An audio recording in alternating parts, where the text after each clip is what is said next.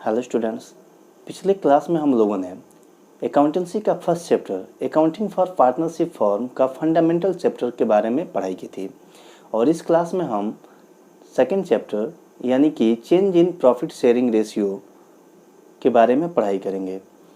इस चैप्टर को शुरू करने से पहले मैं ये बता दूं कि पूरा जो आपका क्लास 12th में जो पार्टनरशिप अकाउंटिंग है वो मेनली 3 पार्ट में बटा हुआ है। पहला फंडामेंटल, दूसरा रिकॉन्स्टिट्यूशन और तीसरा रिसोल्यूशन।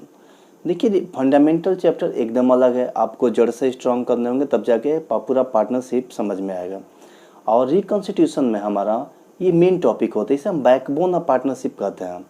और इसमें तीन चैप्टर होंगे mainly, change in profit sharing ratio, admission, retirement and death. और हम जब रिसोल्यूशन की बात करते हैं, रिसोल्यूशन भी अलग है, फंडामेंटल भी अलग है और रिकॉन्स्टिट्यूशन भी अलग है। तो रिकॉन्स्टिट्यूशन का पहला पार्ट यानी कि change in profit sharing ratio की हम लोग आज शुरुआत करेंगे। पहले हम ये जान लें कि रिकॉन्स्टिट्यूशन होता क्या है। देखिए, जब भी आप जानते हो पूरा पार्टनरशिप फॉर्म जो है ये बेस्ड होता है एग्रीमेंट पे, और जिस सूरत में हमारा एग्रीमेंट चेंज होता है तो रिकॉन्स्टिट्यूशन हो जाता है। रिकॉन्स्टिट्यूशन का मतलब हो गया कि चेंज इन पार्टनरशिप डीड और एग्रीमेंट।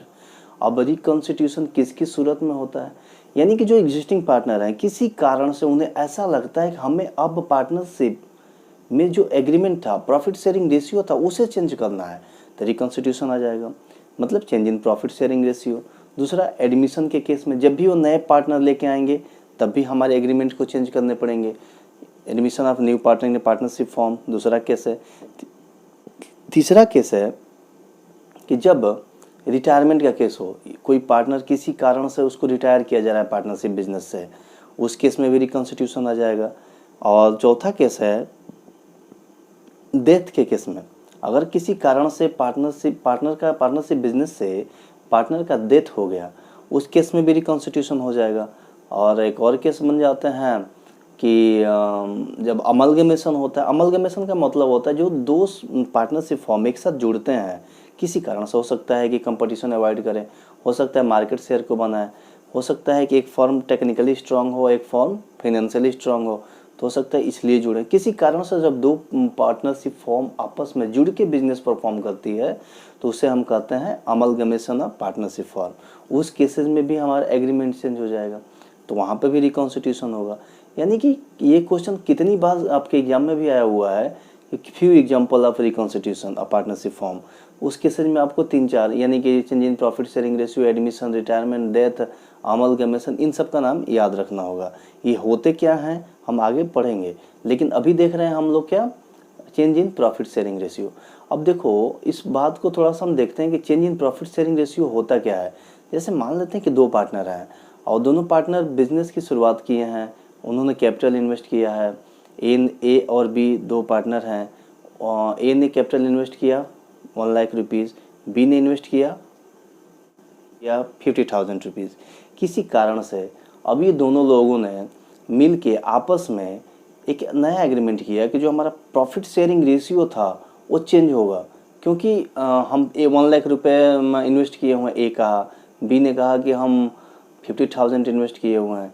तो ये कहेगा ना कि भाई बराबर, हम तो आपके बराबर मेहनत करते हैं फर्म में, तो हमारा शेयर अधिक होना चाहिए। अच्छा, तब इस बात को देखते हुए दोनों पार्टनर ने अपना प्रॉफिट शेयरिंग रेशियो चेंज किया, तो हो गया change in profit sharing ratio. ठीक है, अब चेंज जब होगा तो उसमें क्या क्या कैलकुलेट होंगे वो आगे की बातें हम लोग देखेंगे। तो सबसे पहली बात आती है सेक्रीफाइसिंग रेशियो की। अब ये सेक्रीफाइसिंग रेशियो होता क्या है जैसा कि नाम से क्लियर हो, सेक्रीफाइसिंग। जैसे मान लो 2 पार्टनर हैं, एक पार्टनर अपना कुछ शेयर दूसरे पार्टनर के फेवर में सेक्रीफाइस किया, मतलब छोड़ दिया, और उसने उस शेयर को एक्वायर किया। अब बस टोटल तो 1 है, और 1 में ये लोग 50-50% क्या किए थे, अपना शेयर रखे हुए थे 1:1 के शेयर में। अब चेंज हो रहा है तो ए अपना कुछ शेयर कम करेगा, मान लो 40% कर लिया, और बी अपना शेयर बढ़ा लेगा, कितना कर लिया, 60%। इस केस में हम ये कहेंगे कि ए ने अपना 10% शेयर सेक्रीफाइस किया और बी ने 10% शेयर गेन किया। भाई जितना एक सेक्रीफाइस करेगा दूसरा उतना गेन करेगा। और इसको, इस रेशियो जब हम कैलकुलेट करते हैं तो इस रेशियो को कहते हैं सेक्रीफाइसिंग रेशियो।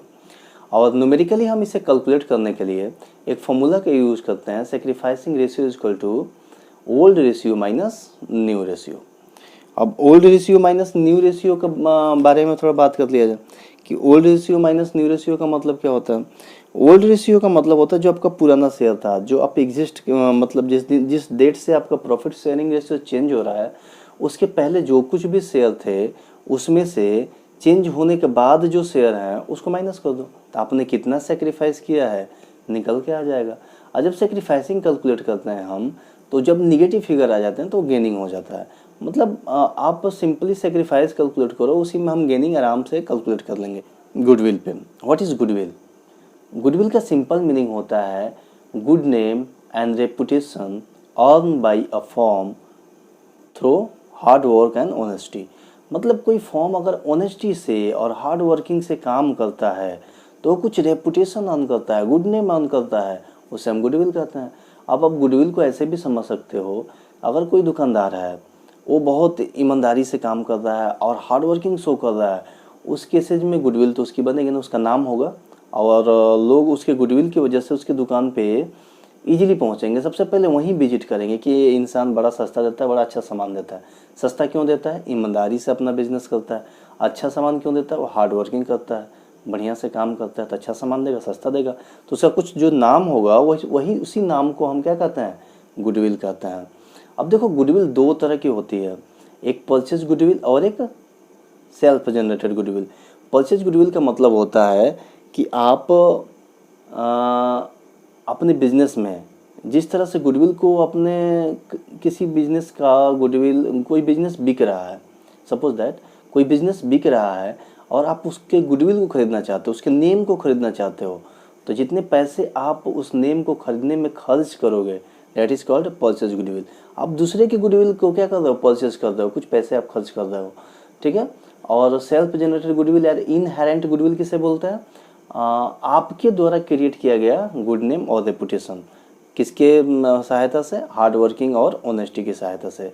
जो कुछ भी आपने रेपुटेशन अर्न किया है that is called self generated goodwill, मतलब आपने गुडविल खुद क्रिएट की हुई है।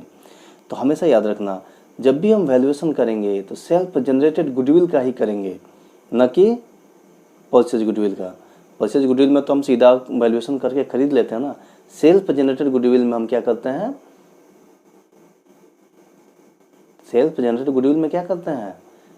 सेल्फ जनरेटेड गुडविल में हम उसकी वैल्यूएशन करते हैं। कैसे वैल्यूएशन करेंगे हम आगे देखेंगे।